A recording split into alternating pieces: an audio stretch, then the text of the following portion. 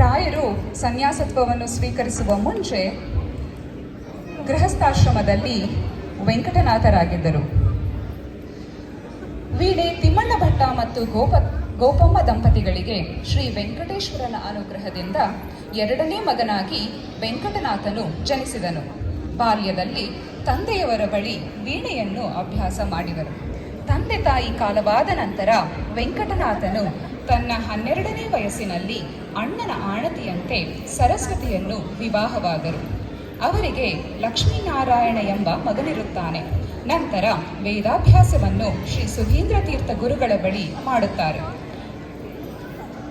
ತಮ್ಮ ಸಂಸಾರ ಜೀವನವನ್ನು ನಡೆಸಲು ಮಕ್ಕಳಿಗೆ ವೀಣಾವಾದನವನ್ನು ಕಲಿಸುತ್ತಾ ಶ್ರೀಮಠದ ಕಾರ್ಯಗಳಲ್ಲಿ ತೊಡಗಿರುತ್ತಾರೆ. ಅವರದು ತುಂಬಾ ಬಡತನದ ಜೀವನವಾಗಿರುತ್ತದೆ.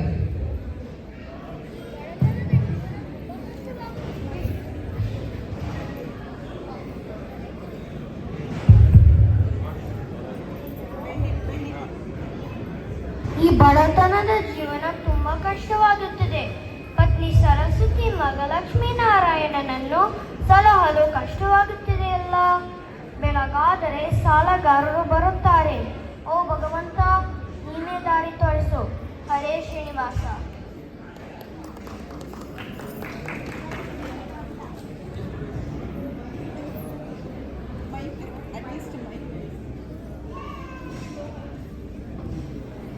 ವೆಂಕಟನಾಥ, ಹೇಗಿದೆಯಾ? ಗುರುಗಳೇ, ನಮ್ಮ ಸಂಸಾರದ ಕಷ್ಟದಲ್ಲಿ ಬೆನ್ನು ಹೋಗಿದ್ದೇನೆ. ಅದು ದೈವಿಕ ನಿಯಮ, ಯಾರನ್ನು ಬಿಡುವುದಿಲ್ಲ. ಮೂಲರಾಮನಿಗೆ ಅಖಂಡ ಸೇವೆಯನ್ನು ಸಲ್ಲಿಸಬೇಕಾಗಿದೆ. ನೀನು ಶ್ರೀಮಠದ ಜವಾಬ್ದಾರಿಯನ್ನು ವಹಿಸಿಕೋ.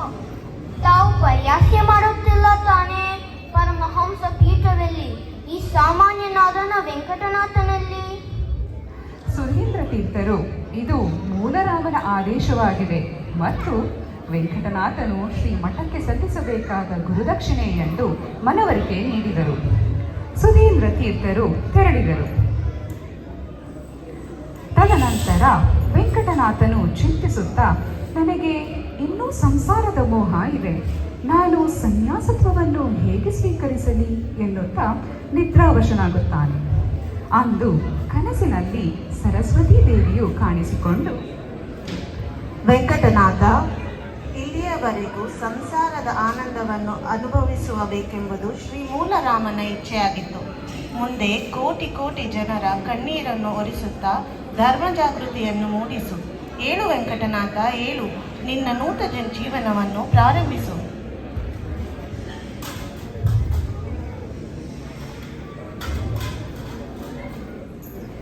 ತಾಯಿ ಜಗಜ್ಜನನಿ, ಇದು ಎಂತಹ ಅನುಭವ, ಇದು ಎಂತಹ ಅನುಭವ.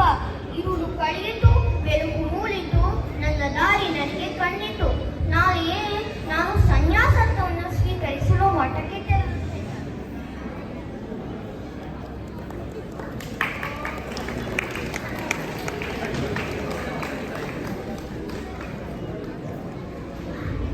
ರಾಮಾಯ ರಾಮಭದ್ರಾಯ ರಾಮಚಂದ್ರಾಯ ವೇದಿಸೆ, ರಘುನಾಥಾಯ ನಾಥಾಯ ಸೀತಾಯ ಪತೆ ನಮಃ.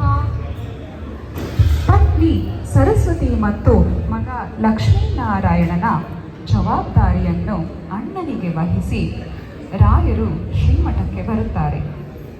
ಸುಧೀಂದ್ರ ತೀರ್ಥರು ವೆಂಕಟನಾಥನಿಗೆ ಶ್ರೀ ರಾಘವೇಂದ್ರ ತೀರ್ಥ ಎಂಬ ನಾಮಕರಣ ಮಾಡಿ ಮಂತ್ರೋಪದೇಶವನ್ನು ನೀಡುತ್ತಾರೆ.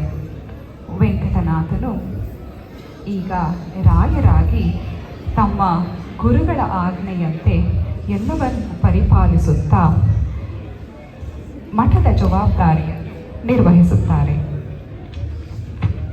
ತದನಂತರ ಗುರುಗಳು ತಮ್ಮ ಶಿಷ್ಯರೊಂದಿಗೆ ಧರ್ಮ ಪ್ರಚಾರಕ್ಕೆ ಪರ್ಯಟನೆ ಹೊರಡುತ್ತಾರೆ.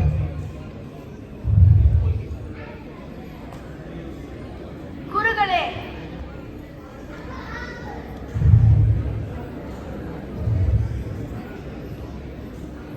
ಯಾರಪ್ಪ ನೀನು? ನಾನು ದನ ಕುರಿ ಕಾಯುವ ವೆಂಕಣ್ಣ. ನನಗೆ ತಂದೆ ತಾಯಿ ಯಾರೂ ಇಲ್ಲ. ನೀವೇ ಮತಿ, ನೀವೇ ಗತಿ. ನನಗೆ ಸ್ವಲ್ಪ ವಿದ್ಯಾ ಬುದ್ಧಿ ಕರುಣಿಸಿ ಗುರುದೇವ. ಕಷ್ಟ ಬಂದಾಗ ಶ್ರೀ ರಾಘವೇಂದ್ರಾಯ ನಮಃ ಓದುತ್ತಾ ಗುರುಗಳು ಧರ್ಮ ಪ್ರಚಾರದ ಕಾರ್ಯವನ್ನು ಮುಂದುವರಿಸುತ್ತಾರೆ. ಅತ್ತ ನವಾಬರು ಪರ್ಯಟನೆ ಹೊರಟಿದ್ದಾಗ ಮುಸ್ತಫಾ ನವಾಬರಿಗೆ ಪತ್ರ ಕೊಡಲು ಬರುತ್ತಾನೆ. ಆದರೆ ಪತ್ರವು ಸ್ಥಳೀಯ ಭಾಷೆಯಲ್ಲಿ ಇರುತ್ತದೆ. ಅಸ್ಸಲಾಮು ಅಲೈಕುಂ ನವಾಬ್. ಮುಸ್ತಫಾ, ಏನು ವಿಷಯ? ಸೇನಾಧಿಪತಿಗಳು ನಿಮಗೆ ಈ ಪತ್ರವನ್ನು ಕಳಿಸಿದ್ದಾರೆ. But please now, ಓದಿ ಹೇಳು.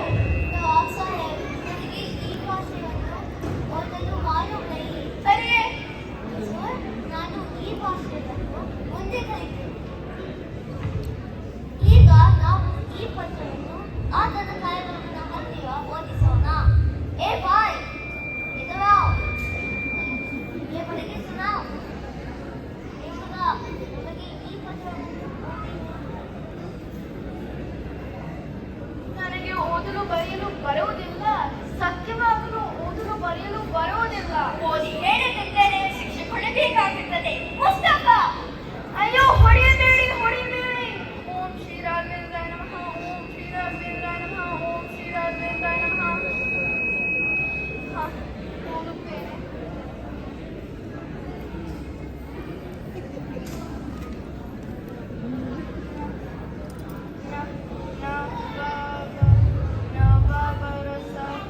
ನವಾಬರ ಸನ್ನಿಧಾನಕ್ಕೆ ಶಕ್ರ ರಾಜ್ಯವನ್ನು ವಶಪಡಿಸಿಕೊಂಡಿದ್ದೇವೆ. ನಾವೇ ಹಿಂತಿರುಗುತ್ತಿದ್ದೇವೆ. ಮತ್ತೊಂದು ಸೈನ್ಯವನ್ನು ಕಳುಹಿಸಬೇಡಿ. ಈ ಸೇನಾಧಿಪತಿ. ಅಚ್ಚ, ನನಗೆ ತುಂಬಾ ಸಂತೋಷವಾಯಿತು ವೆಂಕಟ. ಇನ್ನು ಮುಂದೆ ನಮ್ಮ ದಿವಾನರಾಗಿರಿ. ಈಗ ನಮ್ಮ ಜೊತೆಯಲ್ಲಿ ಬನ್ನಿ. ಎಲ್ಲವೂ ಶ್ರೀ ರಾಘವೇಂದ್ರ ಗುರುಗಳು ಮಹಿಮೆ. ಗುರುಗಳ ಆಶೀರ್ವಾದದಿಂದ ಅವಿದ್ಯಾವಂತರಾದ ದನ ಕುರಿ ಕಾಯುತ್ತಿದ್ದ ವೆಂಕಣ್ಣ ವಿದ್ಯಾವಂತರಾಗಿ ನವಾಬರ ಆಸ್ಥಾನದಲ್ಲಿ ದಿವಾನರಾಗಿ ಸಂತೋಷದಿಂದಿರುತ್ತಾರೆ. ಮುಂದೊಂದು ದಿನ ಗುರುಗಳು ಧರ್ಮ ಪ್ರಚಾರದಲ್ಲಿ ಬಂದಿರುವುದನ್ನು ತಿಳಿದು ಅವರನ್ನು ಭೇಟಿ ಮಾಡಲು ಆಶೀರ್ವಾದ ಪಡೆಯಲು ತಮ್ಮ ನವಾಬರನ್ನೂ ಜೊತೆಗೆ ಕರೆದುಕೊಂಡು ಆಶೀರ್ವಾದಿಸಬೇಕೆಂದು ಪ್ರಾರ್ಥಿಸುತ್ತಾರೆ.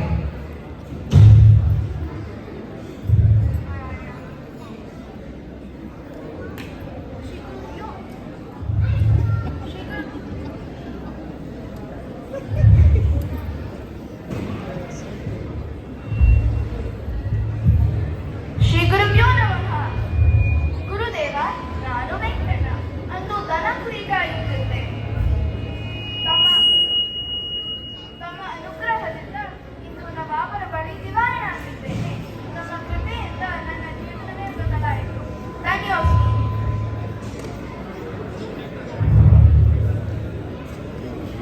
ಇವರು ನಮ್ಮ ನವಾಬರು. ನಮ್ಮ ಆಶೀರ್ವಾದ ಪಡೆಯಲು ಬಂದಿದ್ದಾರೆ.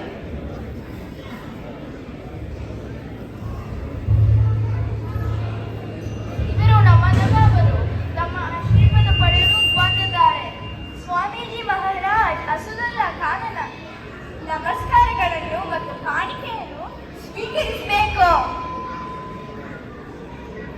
ಪಿಸುಗುಟ್ಟುತ್ತಾ ಗುರುಗಳ ಶಕ್ತಿ ಪರೀಕ್ಷೆ ಮಾಡುವ ಉದ್ದೇಶದಿಂದ ಮಾಂಸವನ್ನು ಕಾಣಿಕೆಯಾಗಿ ನೀಡಲು ಆಲೋಚಿಸಿ ಬಟ್ಟೆ ಮುಚ್ಚಿದ ತಟ್ಟೆಯನ್ನು ಗುರುಗಳ ಮುಂದೆ ಅರ್ಪಿಸುತ್ತಾರೆ. ಎಲ್ಲವನ್ನೂ ತಿಳಿದ ಗುರುಗಳು ತೀರ್ಥ ಪ್ರೋಕ್ಷಣೆ ಮಾಡಿ ತಕ್ಷಣ ಮಾಂಸದ ಕಾಣಿಕೆಯು ಹಣ್ಣುಗಳಾಗಿ ಬದಲಾಗುತ್ತದೆ. ಒಪ್ಪಿಸಿಕೊಳ್ಳಬೇಕು ಸ್ವಾಮೀಜಿ ಮಹಾರಾಜ್. ನವಾಬರೇ, ನಿಮ್ಮ ಕಾಣಿಕೆಯನ್ನು ತೆರೆದೇ ಕೊಡಿ. ನೋಡಿದರೆ ನವಾಬರೇ, ನಮ್ಮ ದೇವರು ಹೇಗೆ ಗೌರವಿಸಬೇಕು ಎಂದು ನಮ್ಮಿಬ್ಬರಿಗಿಂತ ನಿಮ್ಮ ದೇವರು ಅಲ್ಲಾನಿಗೆ ಚೆನ್ನಾಗಿ ಗೊತ್ತು. ಅವನು ತಿದ್ದಿ ತೋರಿಸುತ್ತಾನೆ. ಖುದಾವಂದ ಮಾಫ್ ಮಾಡಿ. ತಮ್ಮ ಮಹಿಮೆ ತಿಳಿಯದೆ ನಾನು ತಪ್ಪು ಮಾಡಿಬಿಟ್ಟೆ. ದಯವಿಟ್ಟು ನಮ್ಮ ಸೇವೆಯನ್ನು ಸ್ವೀಕರಿಸಿ. ಪಶ್ಚಾತ್ತಾಪದಿಂದ ಪರಿಶುದ್ಧರಾದವರನ್ನು ನಮ್ಮ ರಾಮ ಎಂದು ಶಿಕ್ಷಿಸುವುದಿಲ್ಲ. ಇರಲಿ ನವಾಬರೇ, ತುಂಗಭದ್ರಾ ತೀರದಲ್ಲಿರುವ ಮಂಚಾಲ ಗ್ರಾಮವನ್ನು ನಮ್ಮ ರಾಮನ ಸೇವೆಗಾಗಿ ನೀಡುವರ? ಏನು?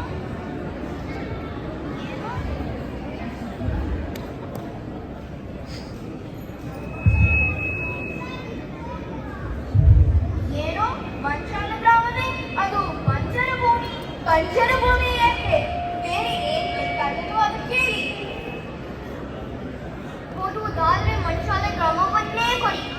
ಆಗಲಿ ಕೊಡುತ್ತೇವೆ. ವೆಂಕಟ, ಇವರು ನಿಮಗೆ ಮಾತ್ರ ಗುರುಗಳಲ್ಲ, ಇಡೀ ಜಗತ್ತಿಗೆ ಗುರುಗಳು. ಜೈ ಶ್ರೀ ಗುರು ರಾಘವೇಂದ್ರಾಯ ನಮಃ. ಜೈ ಶ್ರೀ ಗುರು ರಾಘವೇಂದ್ರಾಯ ನಮಃ. ಗುರುರಾಯರು ಶ್ರೀ ಶ್ರೀನಿವಾಸನನ್ನು ಮಂಚಾಲೆ ಗ್ರಾಮದಲ್ಲಿ ಪ್ರತಿಷ್ಠಾಪಿಸಿ ಅಲ್ಲಿಯೇ ನೆಲೆಸಿದ್ದಾರೆ. 700 ವರ್ಷಗಳ ಕಾಲ ಜನರ ಇಷ್ಟಾರ್ಥಗಳನ್ನು ನಡೆಸುತ್ತಾ ಕಲಿಯುಗದ ಕಾಮಧೇನು ಕಲ್ಪವೃಕ್ಷವಾಗಿದ್ದಾರೆ.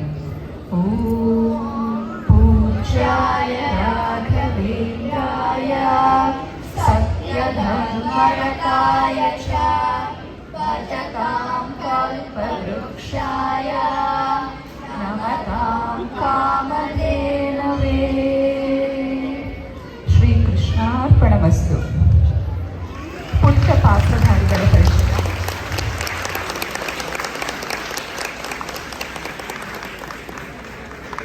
ಪಾತ್ರಧಾರಿಗಳ ಪರಿಚಯ. ಮುಸ್ತಫನಾಗಿ ಮಯೂರ್ ಹೆಬ್ಬಾಳೂರ್ ನಿಶಾಂತ್. ನವಾಬನಾಗಿ ಕೃತಿ ಬಾಲಾಜಿ. ಸುಧೀಂದ್ರರಾಗಿ ಮತ್ತು ಶಿಷ್ಯರಾಗಿ ಕೃತಿಕ್ ಬಾಲಾಜಿ. ವೆಂಕಣ್ಣನಾಗಿ ಪ್ರಿಯಾಂಕಾ ಸಟಲೂರಿ. ಗುರುರಾಯರಾಗಿ ಕೃಷ್ಣ ಸಟಲೂರಿ.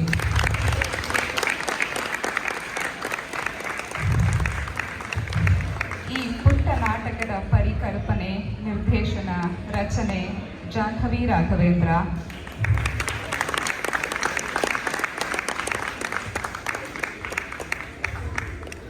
ಪುಟ್ಟ ಮಕ್ಕಳು ಆ ಕಡೆ ಈ ಕಡೆ ಒಂದು ಸ್ವಲ್ಪ ತಪ್ಪು ಮಾಡಿದರೆ ನಿಮ್ಮ ಹೊಟ್ಟೆಗೆ ಹಾಕ್ಕೊಂಡು ಅವರಿಗೆ ಆಶೀರ್ವಾದ ಮಾಡಿ. ಗುರುರಾಯರೇ, ಈ ಅವಕಾಶ ಕೊಟ್ಟಿದ್ದಕ್ಕೆ ಧನ್ಯವಾದಗಳು. ನಿಮಗೆಲ್ಲರಿಗೂ ಧನ್ಯವಾದಗಳು.